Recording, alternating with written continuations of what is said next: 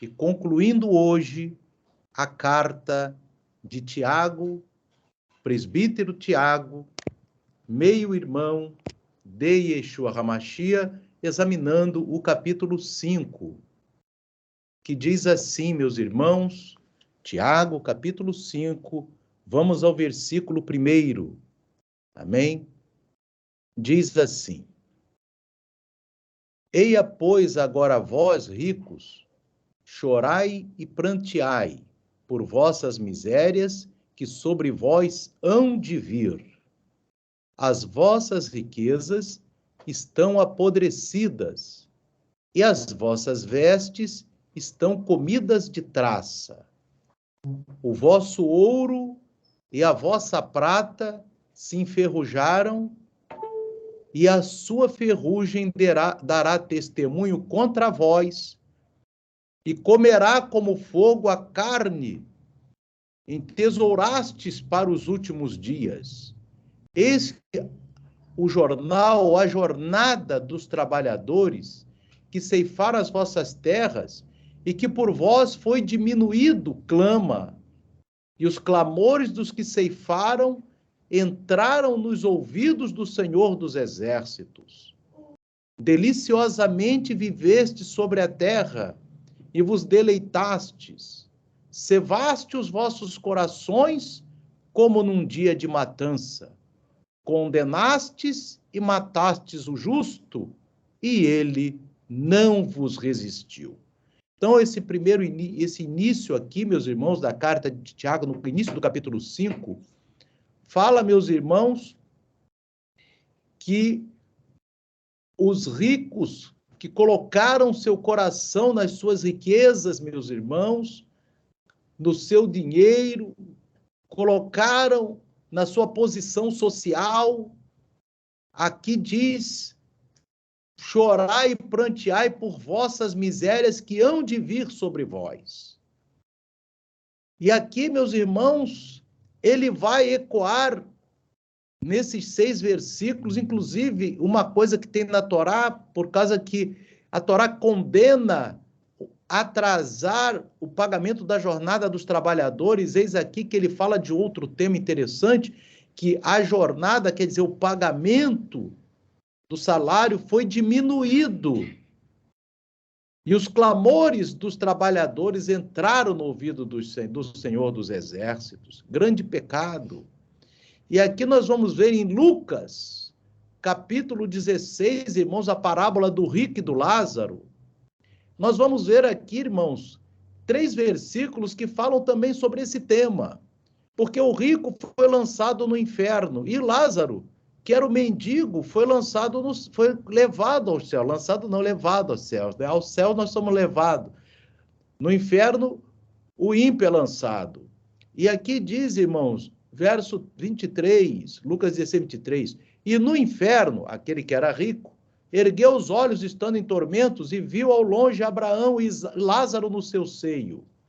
E clamando disse: Pai Abraão, tem misericórdia de mim e manda a Lázaro que molhe na água a ponta do seu dedo e me refresque a língua, porque estou atormentado nessa chama. Porém Abraão lhe disse: Filho, lembra-te de que recebeste os teus bens em tua vida e Lázaro somente males. Agora este é consolado e tu atormentado. Irmãos, veja bem. Abraão diz para aquele rico que está no inferno agora, meus irmãos, de lá nunca mais vai sair, que, olha, você recebeu teus bens em vida. Teu pagamento já foi feito. Agora, e o Lázaro, agora que ele está recebendo os bens dele. E você veja bem também, irmãos, outro ponto, meus irmãos, que a gente vê que o pagamento de muitos ricos já está sendo dado hoje. Então, Deus já está aqui com eles. Amém? Por quê, irmãos? Porque muitas vezes um rico fez alguma obra boa. Às vezes ele ajudou uma pessoa num sinal, às vezes ele ajudou um pobre, às vezes ele fez até, né, ajudou numa cesta básica, mas ele nunca deixou de colocar o seu coração na sua riqueza. E Yeshua aqui, irmão, bota como exemplo de quem está no céu, ninguém mais do que Abraão, que na terra foi um homem rico. Abraão foi um homem rico na terra, meus irmãos, mas ele soube colocar o seu coração só no Senhor dos Exércitos. Em nenhum momento ele colocou seu coração nas suas riquezas, irmãos. Abraão, meus irmãos, até quando Deus solicitou que ele fosse sacrificar Isaque, meus irmãos, a Bíblia diz que ele levantou de madrugada para obedecer o Eterno, com o coração sangrando, com o coração doído, com o coração sofrido, mas obedeceu o Eterno, meus irmãos, porque Abraão sabia que aquela riqueza que ele tinha, não ia adiantar de nada, meus irmãos. Amém? Então, Yeshua coloca aqui no exemplo do rico e do Lázaro, um homem que foi rico na terra, que foi Abraão, e está lá nos céus, louvado seja o nome do Eterno, e que nunca colocou seu coração nas riquezas. Aqui você vê Lucas capítulo 6, verso 24, irmãos, e Yeshua dizendo também, mas ai de vós ricos, porque já tendes a vossa consolação. Vocês vejam, meus irmãos, que o raciocínio de Deus é esse. O pagamento do rico já está dado. Amém? Ele já está lá, ele está com a vida dele lá, aproveitando, como se nada fosse acontecer no dia de amanhã. Então já está dado o pagamento. Amém? O rico fiel, irmãos, como foi o caso de Abraão, como foi o caso do centurião, irmãos. Você tem ali o caso, meus irmãos, do centurião. Louvado seja Deus, você vem aqui, o centurião que Yeshua, ele vem falar em Mateus capítulo 8. Ele vem falar aqui, aleluia, e entrando Yeshua em Cafarnaum, chegou junto dele um centurião romano, nem judeu era, romano, rogando-lhe e dizendo, então era um homem rico, era um centurião, e dizendo, Senhor, o meu criado jaz em casa, paralítico e violentamente atormentado. E Yeshua lhe disse, eu irei e lhe darei saúde. E aquele centurião romano, um comandante romano, ele se humilhou perante Yeshua HaMashiach e disse no verso 8, e o centurião respondendo disse, Senhor, eu não sou digno de que entres debaixo do meu telhado, mas dize somente uma palavra e o meu criado há de sarar. Ele falou aquilo, meus irmãos, ele foi até Yeshua e falou que não era digno de receber a presença do Filho de Deus, irmãos. Aleluia! E aqui no verso 10, Yeshua disse... E maravilhou-se Yeshua ouvindo isso e disse aos que o seguiam, em verdade vos digo que nem mesmo em Israel encontrei tanta fé. Por quê, meus irmãos? Porque aquele homem não estava com o coração dele na sua riqueza, ele estava com o coração dele em reconhecer a majestade de Yeshua HaMashiach ali, irmãos, e querer se aproximar de Yeshua, meus irmãos. Louvado seja Deus. Você veja bem aqui também, meus irmãos, 1 Timóteo, amém? Capítulo 6, verso 9, meus irmãos, olha o que diz aqui a carta de Paulo a Timóteo. Mas os que querem ser ricos caem em tentação e em laço e em muitas concupiscências, loucas e nocivas, que submergem os homens na perdição e ruína, porque o amor ao dinheiro é a raiz de toda espécie de males, e nessa cobiça alguns se desviaram da fé e se transpassaram a si mesmo com muitas dores.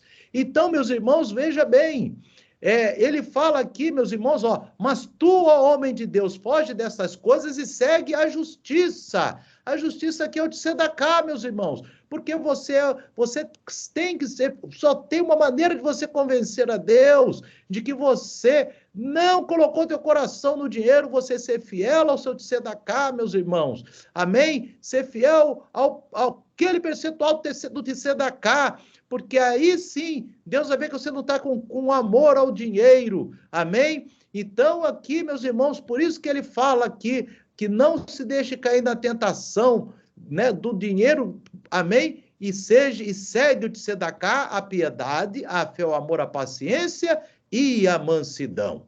Amém? Vamos continuar agora a epístola de Tiago, meus irmãos. Verso 7. Sendo, pois, irmãos, pacientes até a vinda do Senhor, eis que o lavrador espera o precioso fruto da terra, aguardando-o com paciência até que receba a chuva temporã e serôdia. Sede, pois, também pacientes, fortalecei os vossos corações, porque já a vinda do Senhor está próxima. Então, veja bem, meus irmãos, o presbítero Tiago, meio-irmão de Yeshua, Ele diz aqui, irmãos, sede paciente, ou seja, não venha cair em pecado por causa que a pessoa pode pensar, não, Yeshua está demorando. Não, ele está vindo, e ele está dizendo aqui, a vinda do Senhor está próxima, porque esse era o pensamento, e é o pensamento do salvo, né? Ô Senhor, venha, Senhor. Mas aí ele diz assim, seja paciente, porque o lavrador, que é o próprio Yeshua, meus irmãos, ele está guardando com paciência o precioso fruto da terra. Porque pode ser, meus irmãos, e certamente que tem ainda algum precioso fruto. E nós estamos vésperas de festa de trombetas, meus irmãos. Sabemos que é o grande julgamento e poderá ocorrer também o arrebatamento. Amém? Então, que possamos, meus irmãos, ter pacientes, obedecendo a palavra de Deus, e mesmo que não tenha o arrebatamento, você sabe que tem o julgamento do ano inteiro, que vem agora no sábado, meus irmãos, amém? No Shabat, inclusive nós estaremos no Shabat, amém? No sábado, no culto de manhã, vamos estender um pouquinho mais até o abrir e fechar de olhos, ou seja, até o momento que pode ocorrer, como está lá na 1 Coríntios 15, ou arrebatamento também, porque são 3 horários que eu já falei para os irmãos que pode ocorrer, amém?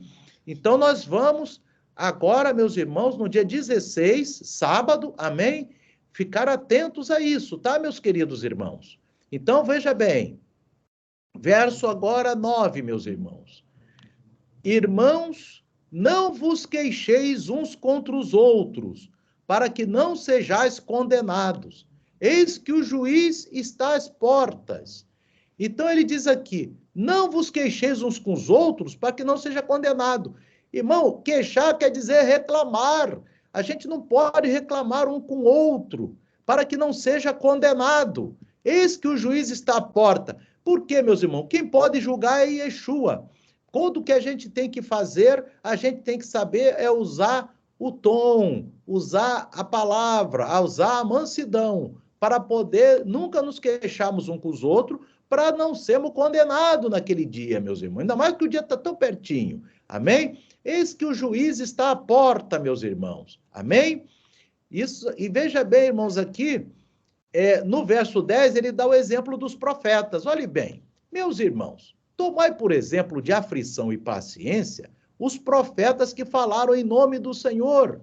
E ele dá o exemplo de Jó também, irmão, aqui no verso 11, olhe bem. Eis que temos por bem-aventurados os que sofreram. Ouvistes qual foi a paciência de Jó e vistes o fim que o Senhor lhe deu, porque o Senhor é muito misericordioso e piedoso. Então, veja bem, irmãos, o Senhor é muito misericordioso e piedoso. Veja bem o que ele fez com Jó. Jó foi paciente, Jó sofreu, mas Deus, irmãos, depois, ele tirou tudo de Jó ali, irmãos, mas depois no final multiplicou tudo para Jó. Amém? Deu 2 vezes mais em gado, em boi, em fazendas, né? Deu 10 filhos para ele, né, irmãos? Que maravilha. Então, Deus foi muito misericordioso e piedoso. Agora, vamos a mais um exemplo. Isso tudo, meus irmãos, envolvendo a parte da paciência, tá, querido? Porque o servo de Deus tem que estar ligado com a paciência, porque você veja bem, Yeshua, lá em Apocalipse capítulo 3, ele fala para a igreja de Filadélfia, que é aquela igreja que vai ser arrebatada. Ele fala assim, porque guardaste a palavra da minha paciência, eu te guardarei da tentação que advir sobre todo mundo. Então, a palavra paciência é uma palavra dos salvos, é uma característica, atributo do salvo. Amém?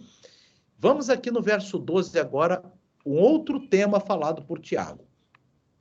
Mas, sobretudo, irmãos, não jureis, nem pelo céu, nem pela terra, nem façais qualquer outro juramento, mas que a vossa palavra seja sim, sim, não, não, para que não caiais em condenação. Então, veja bem, irmão, de onde que ele tirou isso, irmãos? Não jureis nem pelo céu, nem pela terra, para que não caiais em condenação. O próprio Yeshua, meus irmãos, o irmão dele, falou aqui, irmãos. Olhe bem, Yeshua falando em Mateus 5,34. Eu, porém, vos digo que de nenhuma maneira jureis, nem pelo céu. Primeiro ele diz, eu, porém, vos digo que de nenhuma maneira jureis. Ponto e vírgula. Então, não pode ter nenhum juramento. Juramento, inclusive, fazer votos. O único foco que você deve fazer é você fazer propósito de jejuar, de orar, de melhorar, mas você tem que não fazer juramentos. E ele diz aqui, de nenhuma maneira jureis, nem pelo céu, porque é o trono de Deus, nem pela terra, porque é os cabelos de seus pés, e nem por Jerusalém, porque é a cidade do grande rei. Nem jurarás pela tua cabeça, porque não podes tornar um cabelo branco ou preto. Seja, porém, o vosso falar, sim, sim, não, não, porque o que passa disto é de procedência maligna. Essas são as palavras de Yeshua, e as palavras de Tiago são as mesmas, mas que a vossa palavra, agora em Tiago, capítulo 5, seja sim, sim, não, não, para que não caiais em condenação. Amém? Porque, irmãos, qualquer coisa que fugir do sim, sim, não, não, não existe meio termo. Amém? A gente tem que ter uma palavra só, meus irmãos, uma palavra de obediência. Louvado seja Deus. Não tentar achar atalho para obedecer a Deus, porque Deus, ele conhece os rins, os corações e os pensamentos da alma. Agora veja bem o verso 13, irmãos. Está alguém entre vós aflito? Ore. Está alguém contente? Cante louvores. Está alguém doente? Chame os presbíteros da igreja e orem sobre ele, ungindo com azeite. Em nome do Senhor, aqui é mais uma prova, meus irmãos, que a igreja primitiva de Yeshua HaMashiach ungia o povo com azeite, orando por cura. Amém? Como nós fazemos ali na igreja de Yeshua HaMashiach. Amém? Por isso, meus irmãos, aqui diz, aqui alguém doente, chame o presbítero da igreja e ore sobre ele, ungindo com azeite em nome do Eterno. A única coisa que nós fazemos ali, meus irmãos, é ungir com azeite em nome do Eterno, e isso cura, porque inclusive está na palavra de Deus, na epístola de Tiago aqui, irmãos, dizendo que os presbíteros da igreja poderão ungir o povo com azeite em nome do Eterno. Amém? Louvado seja Deus. Agora veja bem, irmãos, verso 15. E a oração da fé salvará o doente, e o Senhor o levantará, e se houver cometido pecado, ser-lhe-ão perdoados. Então, irmão, você veja bem a importância da oração feita sobre o doente. Amém? Verso 16, irmãos. Confessai as vossas culpas uns aos outros, e orai uns pelos outros para que sareis. A oração feita por um justo pode muito em seus efeitos. Então, novamente, ele está falando da cura aqui, meus irmãos, e um detalhe interessante, que ele fala aqui, irmãos, de confessar as culpas uns dos outros. Isso nos traz aqui o livro de Atos, meus irmãos, capítulo 18. Eu vou ler aqui para os irmãos a versão da Bíblia King James, atualizada, Atos 19, verso 18. Está aqui, ó. Está um pouquinho pequeno aí, mas está ali na King James. Muitos dos que creram, isso na igreja primitiva, assim que chegavam, começava a confessar e a declarar em público suas más obras praticadas. Porque, irmão, não pode ter pecado oculto, meus irmãos. Amém? E tem que confessar os pecados. Aqui a igreja primitiva confessava em público suas más obras praticadas, porque já faziam ali uma profissão de fé de que não voltariam a cometer aqueles pecados. Como diz aqui o presbítero Tiago, irmão de Yeshua, confessar as vossas culpas aqui no sentido de pecado, uns aos outros. Coloque vosso pecado para fora e orai uns pelos outros para que sareis. Amém? A oração feita por um justo pode muito em seus efeitos. Irmãos, um justo, meus irmãos, não precisa ser a oração aqui, já não precisa ser um presbítero, pode ser qualquer pessoa. Amém? Ele vai orar, um justo, um tzadik, vai orar e Deus vai operar, irmãos. Você veja bem o que Yeshua nos fala aqui, meus amados. Em Mateus, capítulo 5, verso 44, ele diz assim: eu, porém, vos digo, amai a vossos inimigos, bendizei os que vos maldizem, fazei bem os que vos odeiam e orai pelos que vos maltratam e vos perseguem. Eu mostrei para os irmãos, há um tempo atrás, 2 vídeos né, de pessoas satanistas que confessam que são, então não está havendo nenhum problema. Elas confessaram que eram satanistas e diziam que a maior doutrina do satanismo era fazer bem àqueles que fazem bem a você.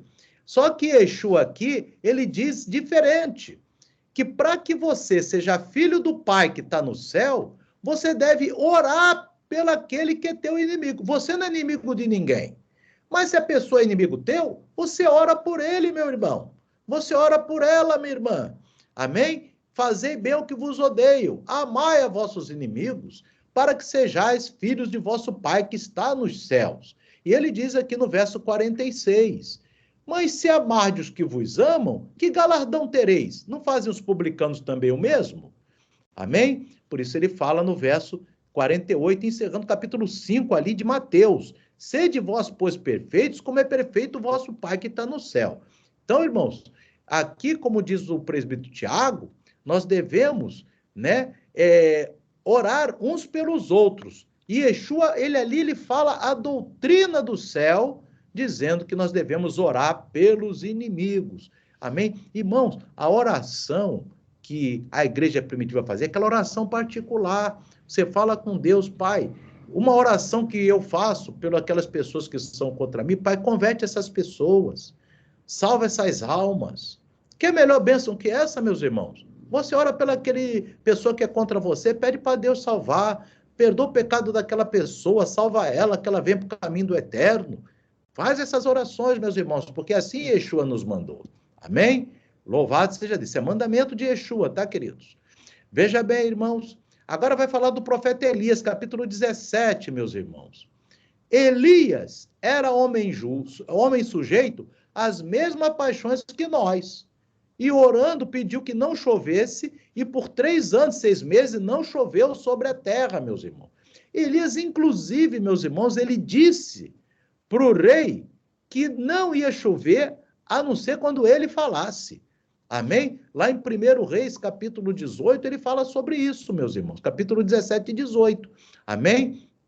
Então, mas quem era Elias? Era um ser de outro planeta, meus irmãos? Por que ele fala isso aqui? Porque, claro, que a gente vê que o profeta Elias era um homem diferenciado em termos de obediência a Deus, né, irmãos? Um homem muito, muito, muito, muito fiel a Deus. Amém? Mas, mesmo assim, ele enfatiza aqui com a igreja primitiva. Elias era um homem sujeito às mesmas paixões que nós. Elias era um homem sujeito às mesmas paixões, irmão. Ele não era formado de um DNA diferente. Ele era formado do DNA humano. O espírito que estava em Elias era espírito humano. Mas mesmo assim, irmãos, ele era sujeito às mesmas paixões que nós, mas mesmo assim ele pediu e Deus atendeu ele e deixou 3 anos e 6 meses sem chover, irmãos. Amém? E no verso 18 diz aqui, e orou outra vez, depois de 3 anos e 6 meses, e o céu deu chuva e a terra produziu o seu fruto. Amém? Verso 19 aqui, irmãos, já praticamente encaminhando o fim da carta de Tiago. Irmãos, se algum dentre vós se tem desviado da verdade e alguém o converter, saiba que aquele que fizer converter do erro do seu caminho um pecador, salvará da morte uma alma e cobrirá uma multidão de pecados.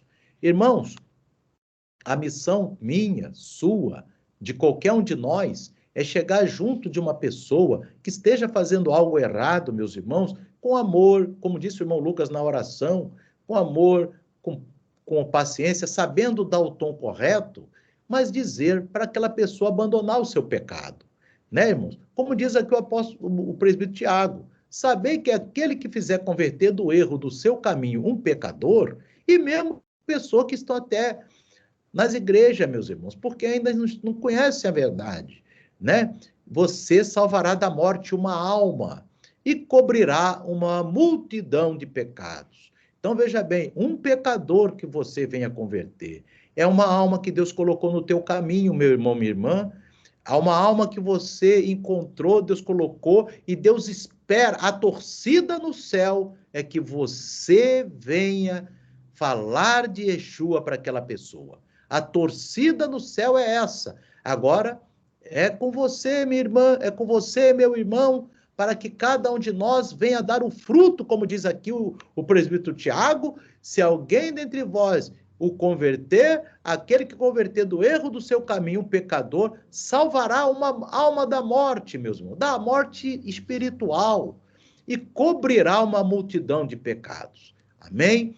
Então, queridos amados, aqui encerramos aqui a epístola de Tiago, mas não encerramos de observá-la, que ela é uma das epístolas mais importantes que tem nas Escrituras, porque de alguém que viveu com Yeshua desde o nascimento, até usa as mesmas palavras do irmão. Amém? Louvado seja Deus.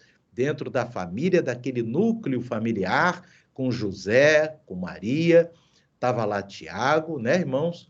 E ele, como diz no livro de Mateus 13, Marcos 6, fala, os irmãos de Yeshua são Tiago, José, Simão e Judas, não os Iscariotes, mas o Judas. Yeshua tinha um irmão também chamado Judas, amém? Que é quem escreveu a carta de Judas, que é antes do Apocalipse, amém? Então, irmãos, que o Espírito do Eterno continue falando ao coração de todos os irmãos. Vamos nos preparar, meus irmãos, aqui é a semana da reta até a festa de trombetas, que vai ser no Shabat, amém? A festa de trombetas, que o Eterno abençoe a todos. Tenha uma ótima semana. Vamos agora orar por todos. Daqui a pouco a gente despede dos irmãos. Vamos orar agora uma hora.